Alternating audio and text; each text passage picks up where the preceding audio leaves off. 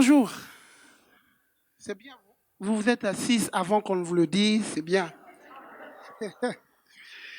Parce que souvent quand on dit on se salue et puis on voit les gens commencer à parler. C'est très bien. Voilà, soyez les bienvenus. C'est vraiment une joie toujours, un privilège de venir dans la présence de Dieu, de partager la parole de Dieu ensemble. Ce matin, le message de ce matin, c'est pas une série, c'est un message hors série. Et le titre de mon message ce matin, c'est le temps de la récolte. Le temps de la récolte. Ce matin, Dieu m'a envoyé pour annoncer un temps de récolte. Et quand je parle de temps de récolte, c'est un temps de moisson. Un temps de moisson, je dirais en d'autres termes même un temps de récompense. Parce que là, un temps de salaire, que Dieu veut te donner ton salaire. Et un temps de salaire, un temps de récompense. Et j'ai mis même une photo de ce qui se passe pendant la récolte. Ils ne suivent pas là-bas. Un temps de récolte. Alors, on va voir dans 2 Chroniques chapitre 15, verset 7. 2 Chroniques 15, verset 7. Vous donc, fortifiez-vous. Ne laissez pas vos mains s'affaiblir, car il y aura un salaire pour vos œuvres. C'est ce que le Seigneur veut te dire ce matin. Ne t'affaiblis pas, mais fortifie-toi, ne laisse pas tes mains s'affaiblir, car il va avoir un salaire pour tes œuvres. Et quand je parle des œuvres, de ce que tu es, pour ce que tu es en train d'accomplir, et la traduction parole de vie dit ceci, mais vous maintenant, soyez forts. Ce matin, le message de ce matin est pour fortifier l'un et l'autre, d'être forts. Ne vous découragez pas, vos efforts vont être récompensés. Ce matin, je suis venu encourager quelqu'un, fortifier quelqu'un pour te dire, ton effort va être récompensé. Dieu va te récompenser. La Bible l'appelle le rémunérateur de ceux qui le cherchent. Le récompenseur, celui qui récompense ceux qui cherchent l'appui en lui, ceux qui le cherchent. Il les récompense, c'est sa nature, c'est ce qu'il est. Il récompense. C'est pas un Dieu ingrat. Quand on se donne à lui, quand on se confie en lui, la Bible dit qu'il est le rémunérateur, celui qui paye ta recherche de Dieu. Et ce matin, Dieu veut t'annoncer que c'est le temps de la récompense. Le temps de la récompense est là. Le temps où Dieu veut récompenser, le temps de la récolte, où tu vas récolter. Alors, ce matin, pour qui la récolte? C'est pas pour tout le monde. Pour celui qui a semé. Pour celui qui se lève pour récolter. Et c'est ça mes 2 points. La récolte ce matin est pour celui qui a semé et pour celui qui...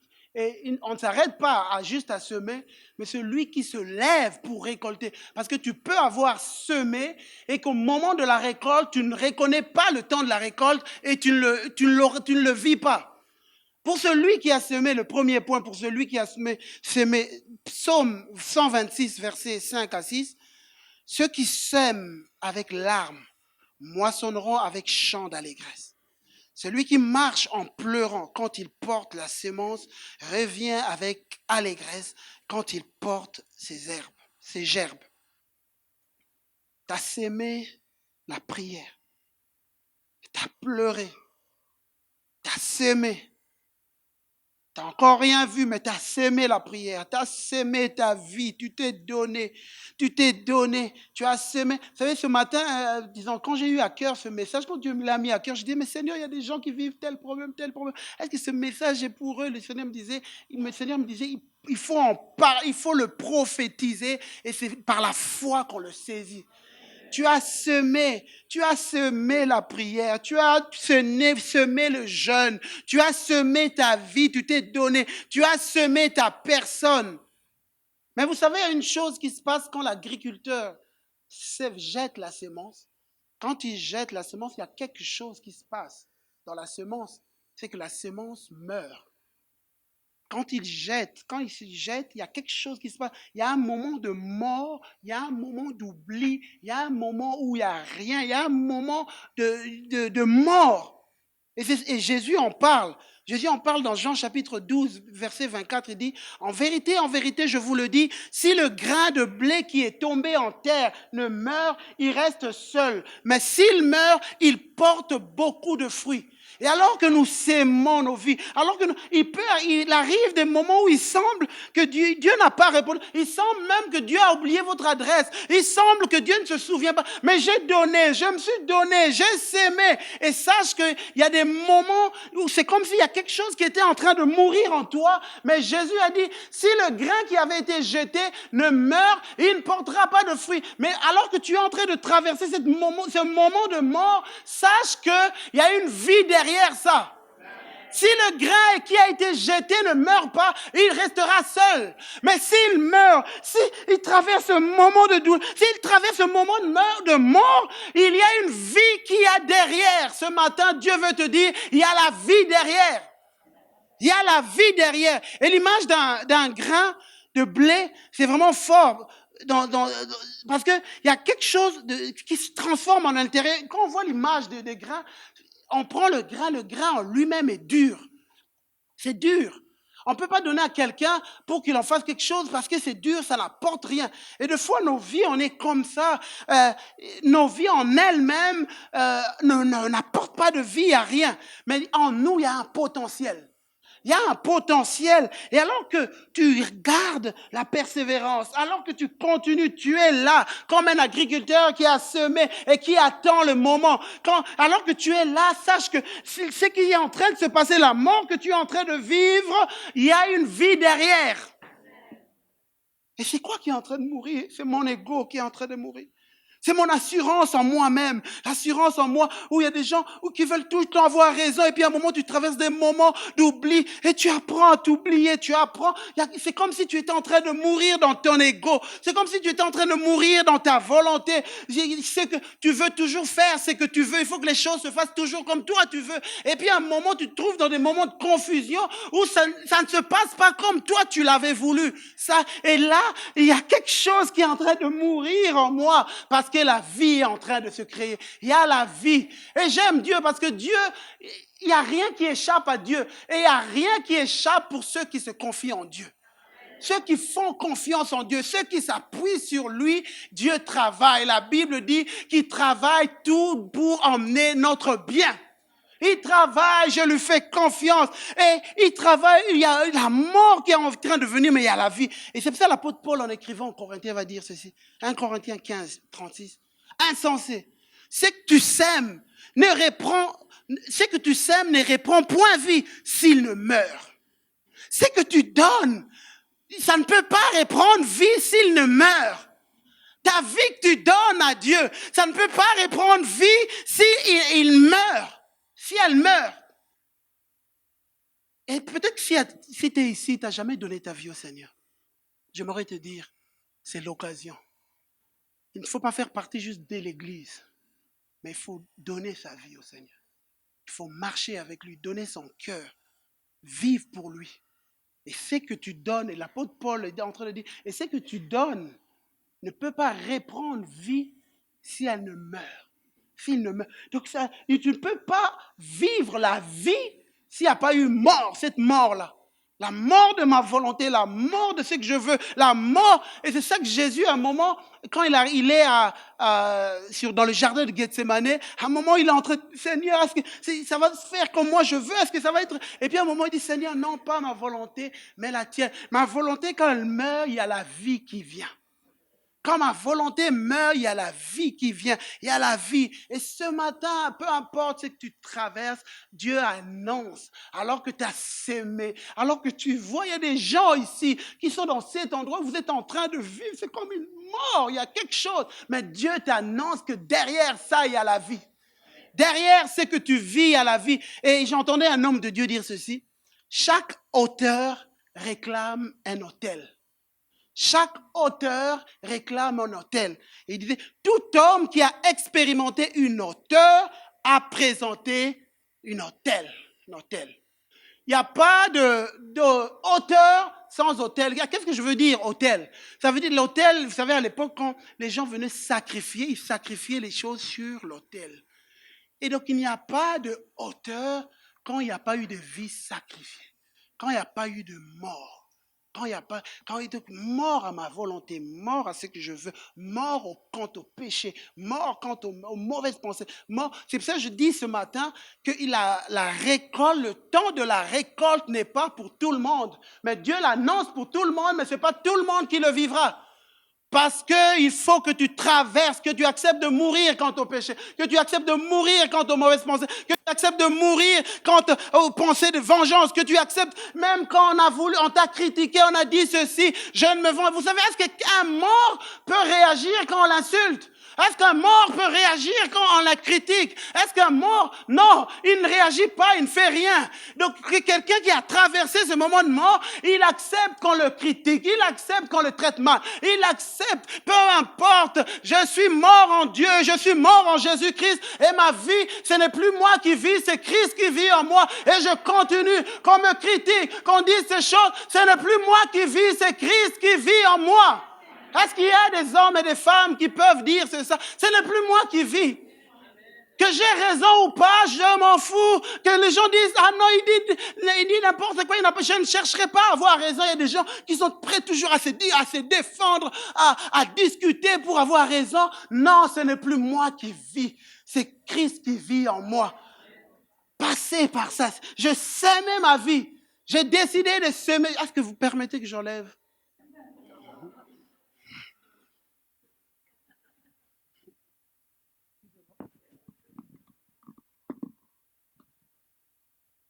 J'ai chaud. Mourir en nous-mêmes, mourir dans ma volonté, mourir dans mon ego, mourir dans le moi, mourir. Et la mort, c'est ce que nous devons traverser chacun d'entre nous. Et pour expérimenter la vie, apprendre à mourir. Et il y a une histoire dans la Bible qui me touche beaucoup, dans 1 Samuel chapitre 1. La Bible dit, il y avait un homme de Ramathaï, Sophim, de la montagne d'Éphraïm, nommé Alcana. Cet homme s'appelait Alcana, fils de Joroam, fils d'Élihu, fils de Tohu, fils de Tsup. Pour ceux qui veulent avoir des enfants, il y a des noms qui sont là. Il avait 2 femmes, dont l'une, j'ouvre une parenthèse, ce matin, mes enfants étaient en train de me dire, parce qu'ils veulent avoir une petite sœur, alors alors ils étaient en train de m'annoncer qu'ils ont trouvé des noms. Non, ils veulent. Alors ce matin, ils m'annonçaient qu'ils ont trouvé des noms. Ah, je dis quoi? Naël me dit Fleur.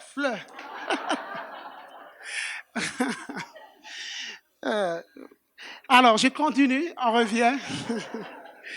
Il avait 2 femmes, dont l'une s'appelait Anne et l'autre Pénina. Pénina avait des enfants, mais Anne n'en avait point. Et toutes les années, il en était ainsi. Donc, chaque année, ils allaient dans la présence de Dieu. Chaque fois qu'Anne montait dans la maison de l'Éternel, Pénina la mortifiait de la même manière. Alors, elle pleurait et ne mangeait point. Alors, quand je disais ça, c'est que cette femme, pendant des années, elle ne pouvait pas avoir d'enfants. Elle était aimée par son mari, tout allait bien avec son mari, mais elle ne pouvait pas avoir des enfants. Et son mari avait une 2e femme aussi.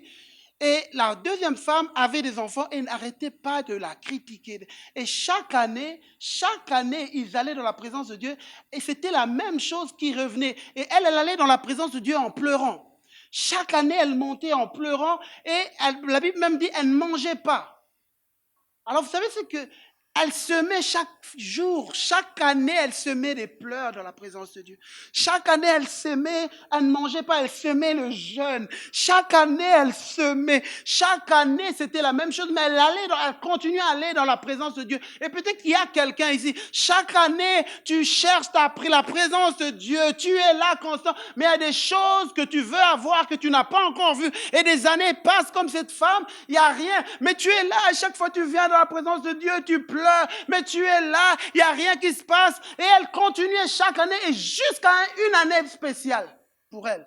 Et c'est ce que Dieu veut t'annoncer. Les choses se sont accumulées année après année. Tu as pleuré, tu as semé des pleurs. Mais laisse-moi te dire que les pleurs des enfants de Dieu sont toujours recueillis quelque part. Il y a un Dieu qui recueille nos pleurs. Il y a un Dieu qui a un livre de souvenirs. Et il écrit, il y a un Dieu qui a un livre de souvenirs. Et je veux dire à quelqu'un que tes pleurs ne partent pas quelque part. Vous savez, dans le temps en Israël, quand les gens pleuraient, ils recueillaient. Comme par exemple, dans leur tradition, ils avaient l'habitude, quand une femme, son amoureux était loin, elle recueillait les larmes dans une sorte de pot. Elle recueillait chaque jour quand elle pleurait son amoureux, elle recueillait les larmes. Et quand l'amoureux revenait, elle lui montrait, voici tout ce que j'ai pleuré pour toi. Tout ce que j'ai pleuré. Et vous savez, c'est pour ça. Et c'est pour ça même dans la Bible, vous voyez un moment quand la femme est venue au pied de Jésus. Et on dit qu'elle essuyait de ses larmes. Vous trouvez ça normal? Est-ce que quelqu'un, quand même si on pleure beaucoup, c'est impossible que tu suives les pieds de quelqu'un avec tes larmes. C'est impossible. En fait, la réalité, quand on lit les commentaires bibliques, cette femme recueillait des larmes. Selon la tradition juive, elle recueillait des larmes pendant des années et des années. Et là, elle est, je ne sais pas des années, mais pendant un moment. Et puis là, au pied de Jésus, elle est venue avec son pot, elle est venue déverser ça au pied de Jésus. Alors ce matin, ce que je veux dire, la même manière que ce qui était fait, sache que Dieu recueille tes larmes.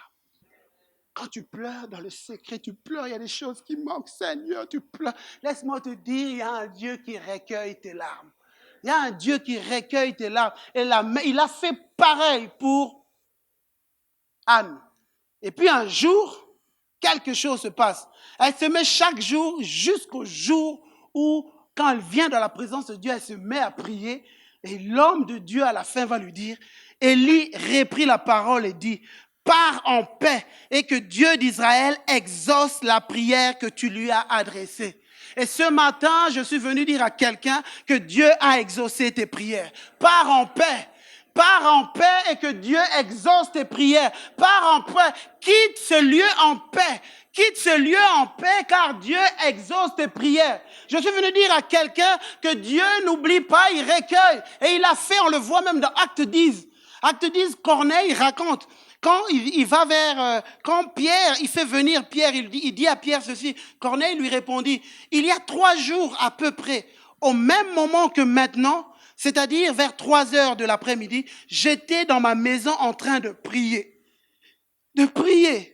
J'étais en train de semer la prière, de prier. Quand tout à coup, un personnage aux habits resplendissants s'est présenté devant moi et m'a dit, Corneille, ta prière a été exaucée. Tes aumônes ont été agréables à Dieu.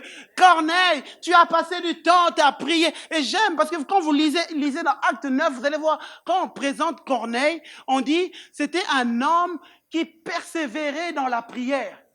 Donc, peu importe, moi, je ne sais pas, peut-être qu'il avait un besoin qu'il demandait à Dieu, mais peut-être qu'il y avait quelque chose pour lequel il priait. Mais la Bible dit, on le présente comme un homme qui persévérait dans la prière. Et quand, dans Acte 10, il dit, Corneille, l'ange lui a dit, Corneille, ta prière a été exaucée. Et ce matin, je suis venu dire à quelqu'un, ta prière a été exaucée. Ta prière a été exaucée. Vous savez, quand on dit quelque chose comme ça, il faut le prendre par la foi. Il faut le prendre, peu importe là où tu te trouves, peu importe ta situation, peu importe l'endroit où tu te trouves, il faut le prendre par la foi. Et Daniel, c'est pareil. Il me dit, il me dit, ne crains point, Daniel, car dès le premier jour où tu as appliqué ton cœur à entendre Dieu et à t'affliger en la présence de ton Dieu, tes paroles ont été exaucées. Et je suis venu pour ça. Je suis venu pour ça. Et ce matin, Dieu veut te dire, alors que tu sèmes, tu as semé la prière, tu as semé le jeûne, tu as semé toutes ces choses, Dieu emmène une récolte. Dieu emmène une récolte dans ta vie. Dieu emmène une récolte. Et on va voir le deuxième point. La récolte pour celui qui se lève pour récolter. Jean chapitre 4, verset 35, il est dit ceci. Ne dites-vous pas qu'il y a encore 4 mois jusqu'à la moisson? Voici, je vous le dis, levez les yeux, regardez les champs qui déjà blanchissent pour la moisson. Celui qui moissonne reçoit un salaire et amasse des fruits pour la vie éternelle. Jésus dit, ils disaient, pour eux, ils se disaient qu'ils ont encore le temps. Ça viendra plus tard. Il y a encore du temps, mais Jésus leur dit, non, non, non, le temps de la moisson est là. Aujourd'hui, levez les yeux. Levez les yeux et regardez. Le temps de la moisson est là, levez les yeux et regardez. Donc, c'est comme si que Dieu dit que nos yeux spirituels s'ouvrent.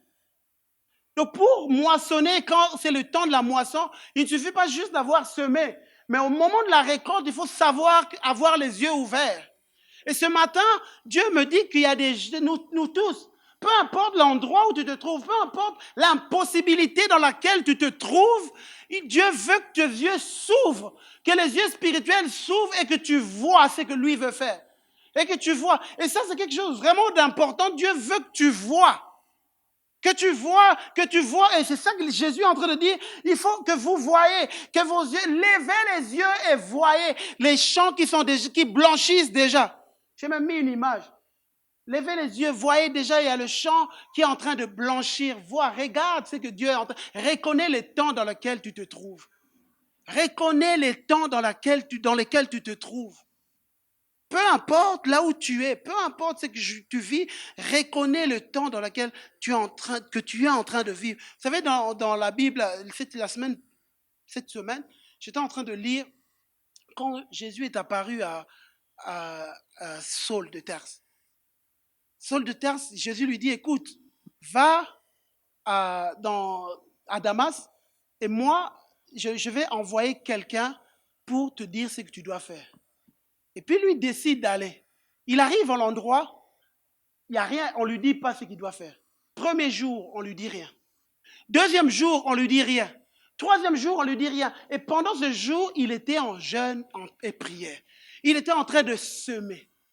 Il était en train de semer des pleurs, il était en train de semer la prière, il était en train de semer, Seigneur, mes yeux sont fermés, je ne vois pas ce qui va arriver. Il était en train de semer, je ne sais pas ce qui va se passer, mais il était là dans cet endroit sans rien voir. Mais Dieu lui avait dit, va, on te dira. Mais il semble comme si Dieu l'avait menti. Mais va, mais lui, il est là en train de semer. Et j'aime, parce qu'après, quand vous lisez, vous allez voir Jésus va maintenant chez Ananias. Il dit à Ananias, va chez chez Saul de Tarse, parce qu'il est en train de prier. Jésus ne dit pas, va parce que j'ai décidé de le sauver, mais il dit, va parce qu'il est en train de prier. C'est comme si c'était le fait d'aller, c'était la conséquence de ce que Saul était en train de faire. Sa sémence. Il était en train de semer, et là, la récolte était en train d'arriver. Et j'aimerais dire à quelqu'un, et alors que tu sèmes, Dieu est en train de travailler pour faire venir ta récolte. Et Dieu te dit, vois, lève tes yeux, ta récolte est là. Deviens une moissonneuse des fruits que Dieu a pour toi. J'ai mis des images. Deviens une moissonneuse parce qu'il y a des fruits, il y a une récolte, il y a une abondance de vie pour toi. Vous savez, quand on parle d'abondance, peut-être que tu es en train de vivre une crise, peut-être que tu es en train de vivre des problèmes, tu es en train de vivre des impossibilités. Tu te dis, mais, j'ai assez entendu, mais il n'y a rien qui se passe. Tu sais, il y a une histoire dans la Bible. Et moi, je suis en train de comprendre ces jours-ci, quand Dieu parle, j'ai besoin chaque jour de saisir. Même s'il semble que mon présent semble loin de ce que Dieu est en train de me dire, mais moi je saisis. Dans 2 Rois, chapitre 7, verset 1, il est dit ceci. Élisée dit, écoutez la parole de l'Éternel.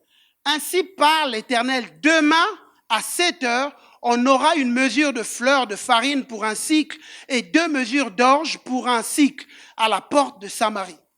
L'officier sur la main duquel s'appuyait le roi répondit à l'homme de Dieu. Ça, c'est des gens qui aiment toujours réfléchir. Non.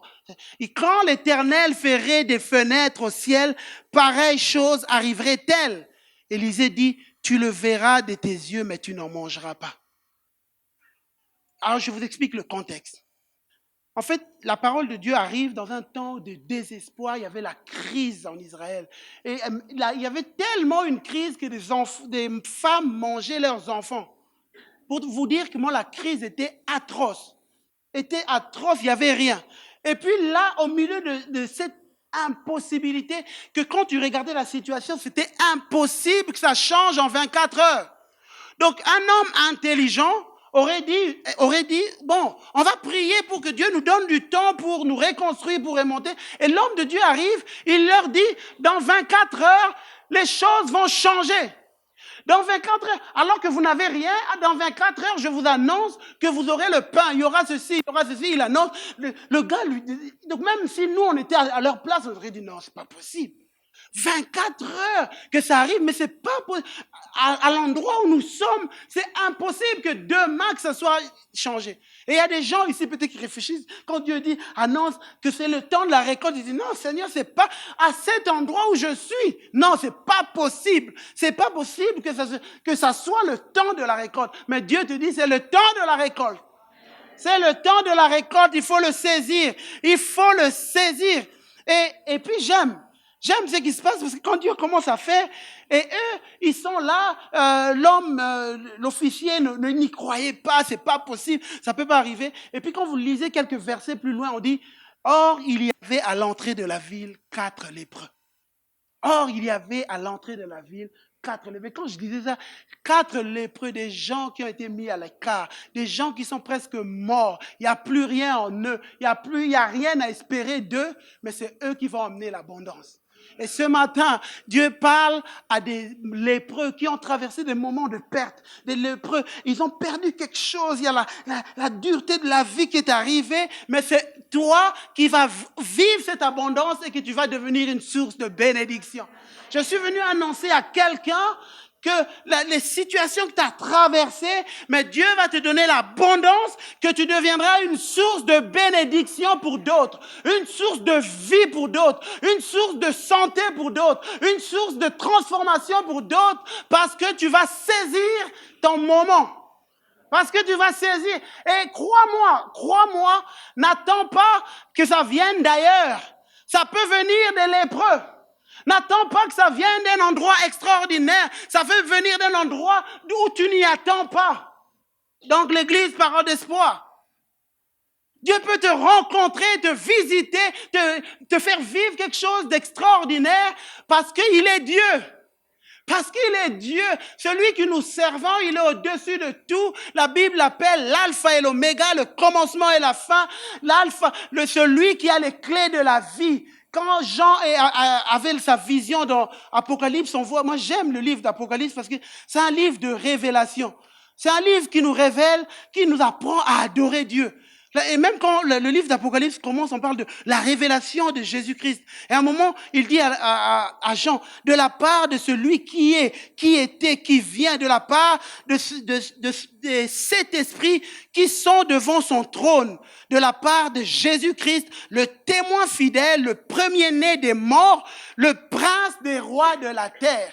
Vous savez, quand on parle, au début, avant, moi, je ne comprenais pas comment ça, il est le prince des rois. Parce que nous, dans notre conception actuelle, un prince, c'est l'enfant du roi. Mais à l'époque, quand on parlait de prince, les princes étaient au-dessus des rois. Les princes, c'est pour ça qu'on parle même dans la Bible des principautés. C'est ceux qui sont, les principautés sont au-dessus des royaumes, des principautés. Et quand vous lisez dans l'histoire, quand on parlait des principautés, c'était quelque chose qui était au-dessus. Et quand on dit Jésus, c'est le prince des rois de la terre, il est au-dessus des rois de la terre. C'est le prince des rois de la terre. Ah, c'est lui qui nous aime, qui nous a délivrés de nos péchés par son sang, qui a fait de nous un royaume des sacrificateurs pour Dieu, au Père, pour son Père. À lui seul soit la gloire et la puissance au siècle de siècles. C'est lui qui tient les clés de David. C'est lui qui ouvre et personne ne peut fermer. C'est lui. Et quand il décide, quand il dit c'est le moment, quand il a ouvert, personne ne peut fermer.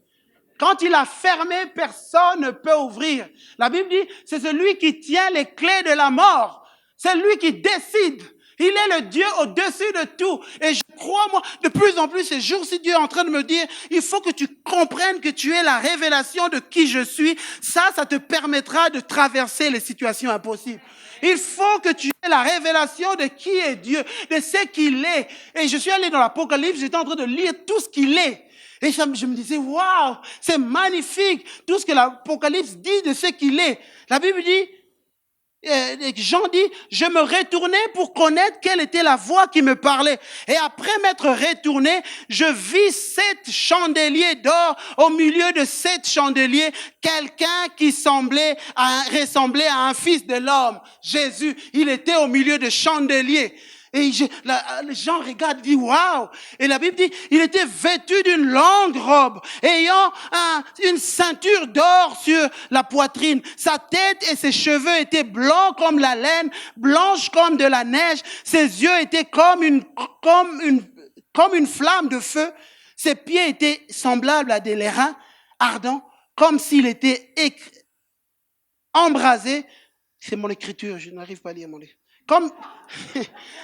Comme s'il eût été embrasé dans une fournaise, et sa voix était comme le bruit des grands eaux. Waouh! Sa voix était comme le bruit d'un Jésus. Allez lire. C'est pour ceux qui n'arrivent pas, qui ont du mal quand on est en train de prier. Vous n'arrivez pas à adorer. Vous n'arrivez pas à entrer dans la présence de Dieu. Vous n'arrivez pas à adorer. Allez lire la Bible. Allez lire comment la Bible te parle de Dieu. Allez lire ce que la Bible dit de ton Dieu. Allez lire de ce que la Bible dit de Jésus, de sa gloire. Allez le lire. Allez découvrir. Ça vous donnera envie d'adorer. Ça vous donnera envie de vous agenouiller, de vous dire, waouh, il est glorieux, il est magnifique, il est au-dessus. Et quand tu as adoré ce Dieu, il y a rien qui devient impossible pour toi. Quand vous avez déjà ressenti ça? Tu es dans la présence de Dieu, tu as vu sa gloire, tu es en train de réaliser qui il est, tu es dans la présence, et puis là, tu deviens invincible. Moi, ça m'arrive. Ça vous arrive pas? Moi, des fois, quand vous me rencontrez, je suis un homme naturel. Mais des fois, quand je suis dans la présence de Dieu, je suis en train de prier, je suis en train de réaliser qui il est. Et puis à un moment, je me sens invincible. Je commence à dire des choses, à proclamer des choses que naturellement, je n'aurais pas osé le faire. Parce que je crois, parce que quand nous avons eu cette révélation, notre manière change, notre vision change. On comprend qu'il est capable de changer les choses en 24 heures. Il est capable. Alléluia. En 24 heures, il est capable de le faire. Voilà pourquoi le psalmiste dira ceci. Psaume 65. Tu visites la terre, tu lui donnes de l'abondance. Tu la combles de richesses. Le ruisseau de Dieu est plein d'eau. Tu prépares le blé quand tu la fertilises ainsi, en arrosant ses sillons, en aplanissant ses mottes. Tu la détrempes par des pluies. Tu bénis dans son germe. Tu bénis son germe. Tu couronnes l'année de tes biens et tes pas versent l'abondance. Ça, c'est ce que Dieu fait pour nous. Et le psaume 72 dit aussi ceci, j'aime. Les blés abonderont dans le pays. Au sommet des montagnes, leurs épis s'agiteront comme les arbres du Liban. Les hommes fleuriront dans les villes comme l'herbe de la terre. Ce matin, je veux te dire, Dieu te dit, tu vas fleurir. Tu vas fleurir. Tu vas fleurir. Et c'est ça que Jésus est en train de dire à ses disciples avant de partir. Il disait à ses disciples, ce n'est pas vous qui m'avez choisi. Mais moi, je vous ai choisi. Je vous ai établi afin que vous alliez et que vous portiez de fruits. Et que votre fruit demeure. Afin que ce que vous demanderez au Père en mon nom, je vous le donne. Je veux dire à quelqu'un ici. Dieu te dit, ce n'est pas toi qui l'as choisi, c'est lui qui t'a choisi. Je veux dire à quelqu'un ici, tu es une choisie de Dieu. Tu es une choisie de Dieu. Une choisie de Dieu, un choisi de Dieu. Et Jésus te dit qu'il t'a choisi et il t'a planté. Il t'a semé pour que tu fleurisses là où tu es. Pour que tu fleurisses et que tu portes de fruits. Je vais te dire à quelqu'un, j'ai envie de citer des noms. De dire à chacun de passer dans la vie de chacun, je dis, tu es une choisie de Dieu. Dieu t'a planté là où tu es. Jésus te dit, je t'ai établi et puis je t'ai planté pour que tu portes de fruits. Lydie, tu es une choisie de Dieu. Dieu t'a planté pour que tu portes de fruits. Stéphanie, tu es une choisie de Dieu. Dieu t'a planté pour que tu portes de fruits. pour que tu portes de fruits. Et Jésus continue, et comment tu vas porter de fruits? Et que votre fruit demeure, que ton fruit demeure, afin que ce que tu demanderas au Père en mon nom, je vous le donnerai. Parce que c'est moi qui vous ai planté et je dis que c'est le temps de la moisson, ta vie va porter de fruits. Ta vie va donner quelque chose, ta vie va produire quelque chose. Est-ce que vous le croyez? Est-ce que vous voulez le saisir ce matin? Il faut le saisir. Et j'aimerais finir avec un passage, une histoire d'un homme, le fils d'Abraham. La Bible dit dans Genèse 26 qu'il eut une famine dans le pays. Il eut une famine dans le pays, outre la première famine qui eut lieu du temps d'Abraham. Et Isaac alla à Abimelech, roi de Philistins, à Guérar. L'Éternel lui apparut et dit, ne descends pas en Égypte, demeure dans le pays que je te dirai. Et Isaac resta à Guérar. Donc en fait, je continuerai après. En fait, ici, il y a une famine dans la ville. Là où Isaac est en train de demeurer, là où il habite, il y a la famine. Et puis je pense qu'il est en train de réfléchir là où il va aller. Et Dieu lui apparaît, Dieu lui dit, écoute, ne descends pas en Égypte. Et c'est comme si Dieu lui dit, peu importe, j'aimerais vraiment dire à quelqu'un ici, peu importe la famine, peu importe la détresse, ne retourne pas. Dieu te dit, ne retourne pas dans cette vie de manque de foi. Ne retourne pas dans cette vie antérieure. Ne retourne pas en Égypte. Ne retourne pas en Égypte. Mais va là où moi je te dirai, peu importe la famine, peu importe ce qui manque dans ta vie, peu importe, va là où Dieu veut que tu ailles. Demeure dans la présence de Dieu. Reste là. Et puis la Bible dit, Isaac resta à Guérar, là où Dieu voulait qu'il reste. Et ce matin, je suis venu dire à quelqu'un, peu importe la famine, reste là où Dieu veut que tu sois. N'entre pas dans les compromis. N'entre pas dans la triche. N'entre pas dans toutes sortes de choses qui vont t'éloigner de Dieu. Ne descends pas en Égypte, mon frère, ma sœur. Ne descends pas dans une vie de compromis, dans une vie d'incrédulité, dans une vie où on en veut à Dieu, dans une vie. Ne descends pas en Égypte. Reste à Guérar. Reste dans cet endroit. C'est vrai qu'il y a la famine. C'est vrai qu'il est possible que je meure dans la famine, mais je resterai là où Dieu veut que je reste. Reste. Et la Bible dit, Isaac resta. Et ensuite, la Bible dit, Isaac s'aima dans ce pays où Dieu le voulait. Il s'aima, il recueillit cette année le centuple. Car l'Éternel le bénit. Cet homme devint riche. Il alla s'enrichissant et de plus en plus jusqu'à ce qu'il devint fort riche. Et je veux annoncer ce matin que Dieu va t'enrichir. Je parle pas forcément, souvent les gens peut-être pensent à l'argent. Je parle pas de l'argent. Je parle d'enrichir dans la vie. Dans l'enrichir, tu seras plein de vie. Mais l'argent aussi. Parce que juste j'ouvre une parenthèse et je fermerai. Nous ne courons pas après l'argent. Parce que nous, nos valeurs sont les valeurs de Dieu. Mais, pendant notre marche, il est possible que Dieu nous enrichisse parce que nous ne sommes pas soumis à l'argent, mais nous utilisons l'argent pour la gloire de Dieu. Nous utilisons ça. Donc ça veut dire que dans ma marche, pendant que je marche, je ne cours pas. Mes décisions ne dépendent pas de la recherche d'argent. Je ne prends pas de décision pas pour avoir plus d'argent. Des fois même, il est possible que je prenne une décision où je gagnerai moins, mais parce qu'il y a la présence de Dieu. Mais pendant que je marche, il est possible que Dieu m'enrichisse pour que je devienne une source de bénédiction.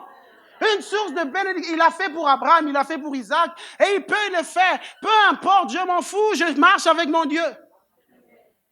Donc vous voyez, peu importe, mon but n'est pas d'être riche, je m'en fous de ça. Ce que je veux, c'est de marcher avec Dieu.